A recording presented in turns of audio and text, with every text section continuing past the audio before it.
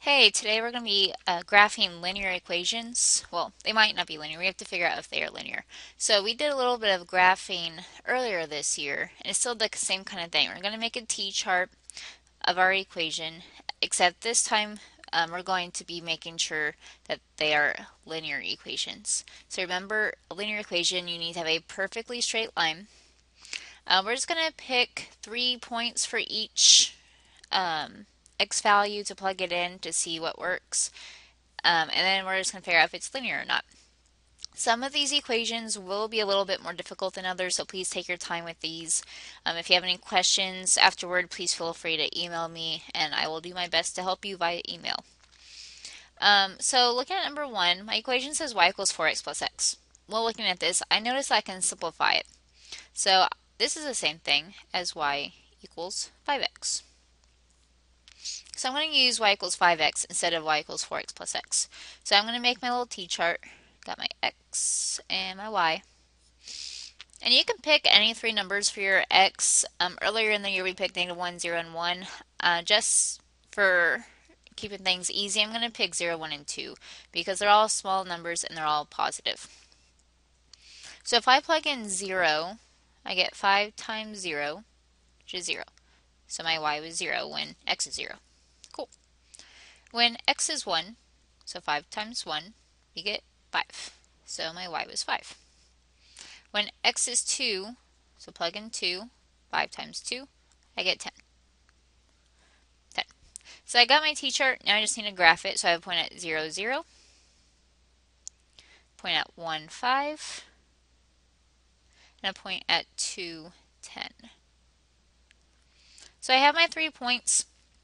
Now on this with my Mobi, it is kind of difficult for me to make straight lines, so I'm just going to do my best. But it'd be good for you to use like the side of a piece of paper, or I sometimes use an index card to make sure I get perfectly straight lines. So that's kind of close. All right. Well, this does form a straight line. I can just double check that it should form a straight line by looking at my y values. I should be going up by the same number every time. So 0 to 5, I went up 5. 5 to 10, I went up 5. So since I went up the same both times, that means that it was constant, which means it is going to give me a straight line. So yes, this is a linear function. So it is linear. So we're not figuring out if it's a function or not, we're just figuring out if it makes a straight line. Number 2, I have 8 plus y equals 4x. Now I could leave this equation like this, but I prefer the y to be by itself. So I'm going to get the 8 to the other side. It's positive, do the opposite, subtract it. So I get y equals 4x minus 8.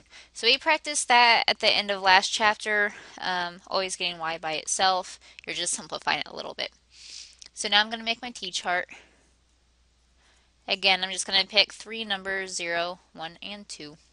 If I plug in 0, I get 4 times 0 minus 8. 4 times 0 is 0, minus 8, negative 8. So my y was negative 8. If I plug in x is 1, 4 times 1 minus 8. 4 times 1 is 4, minus 8 is negative 4. So my y was negative 4 when x is 1. If I plug in 2, so 4 times 2 minus 8. 4 times 2 is 8, minus 8, 0. So y is 0. So go ahead and graph it. 0, negative 8.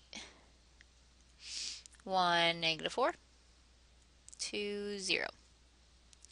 Then make your line. Now again, sometimes the line might look straight just because that's how you drew it. So let's double check our y to make sure it was constant. 8 to negative 4, I went up 4.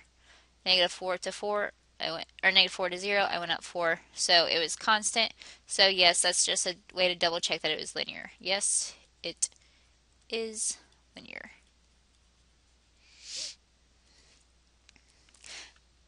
Now the next two problems we're going to look at, the equations are a little bit more difficult and a little different than what we're used to with this type of question. So if you need to pause this and slow it down a little bit, go ahead and do that. Alright, so number 3, right away I noticed the weird thing about this is I have an exponent. That should like kind of put up a red flag for you. Exponents will mess things up a little bit. So let's go ahead and start by getting the y by itself. So I need to get the x to the other side. So subtract it. I get y squared equals negative 5x plus 25. Now, I'm just going to leave it like that because to get y by itself, I would have to take the square root of this and that'd be just really messy. So I'm just going to solve it like this. I'm not going to get very pretty numbers, just as a warning. So plug in 0, 1, and 2. So here I got negative 5 times 0 plus 25. Negative 5 times 0 is 0, plus 25 is 25. But that doesn't tell me what y is. That tells me what y squared is. I still do need to know what y is. So if y squared is 25, to figure out y, I take the square root. So the square root of 25 was 5. So y was 5. So again, I did that because 25 was y squared. But I don't want to know what y squared is. I want to know what y is. So do the opposite. Instead of squaring it, you take the square root. Alright, let's look at if x is 1. Negative 5 times 1 plus 25. Now this is where it's going to get a little messy because I'm not going to get a perfect square. Negative 5 times 1 is negative 5. Negative 5 plus 25 is 20.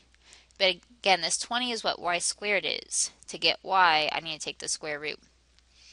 And so like I said, this is not a perfect square. It's not going to give me a whole number. So you are welcome to use your decimal so that we can get close to it. The square root of 20 is about, so I'm using squiggly lines because that means about. So square root of negative 20 is about 4.5 when I round it. So I'm going to use that. Alright, let's plug in 2. Negative 5 times 2 plus 25. Negative 5 times 2 is negative 10. Negative 10 plus 25 is going to give me 15. But again, that's y squared. To figure out y, take the square root. Now the square root of 15, again, not a perfect square. So you use your calculator to figure out what it's close to. Well, it's pretty close to 3.9. So 3.9. Alright, so I'm going to graph it. Got to point at 0, 5. Point at 1, 4.5. Point at 2, 3.9. Now, just taking a look at that, it looks like it would form a straight line, but it doesn't. There is a very slight curve to this, and I will tell you why. If I look up here, 5 to 4.5, I'm going down 0.5. But 4.5 to 3.9, I'm going down 0.6. That was not the same, which means no, it is not a linear function.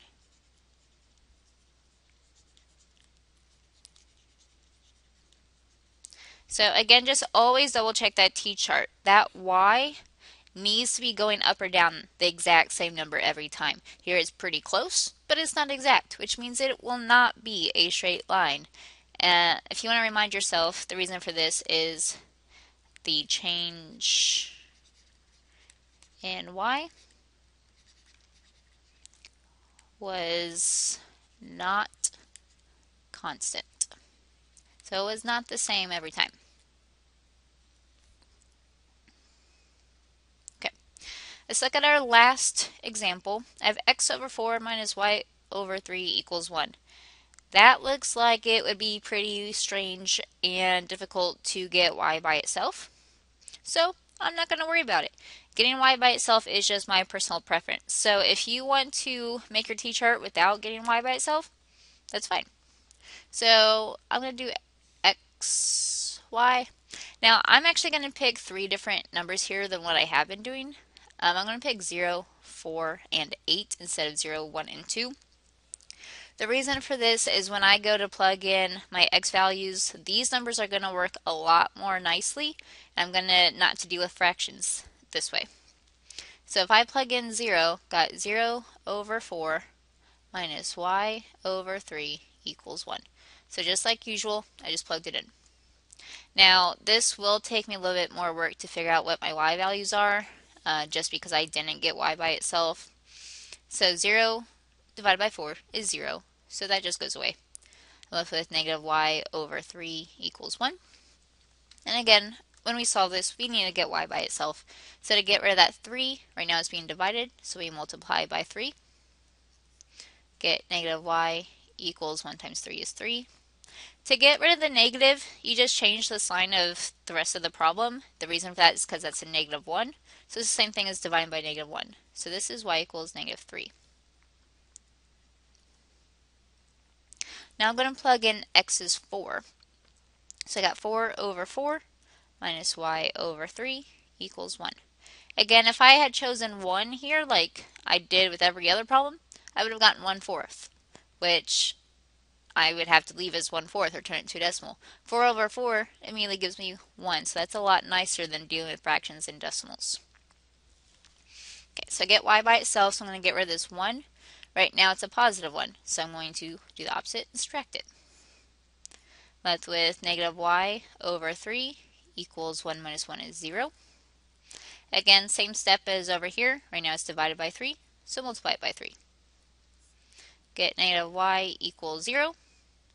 And if I get rid of that negative, it's still y is 0. Okay.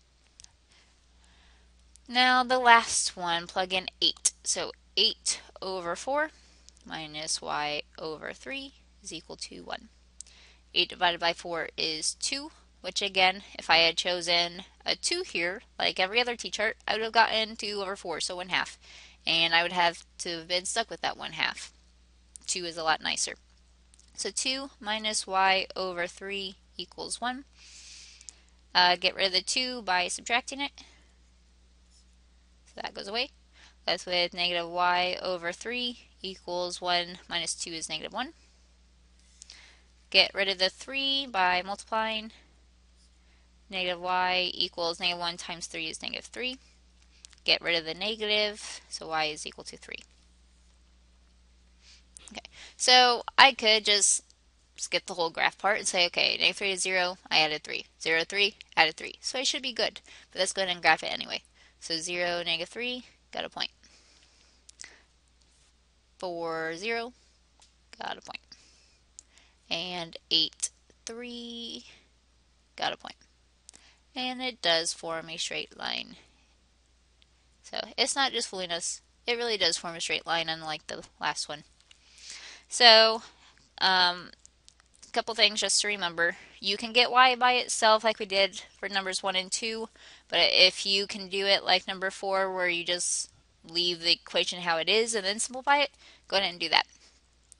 Always double check your y values to make sure they are always going up or down by the same amount.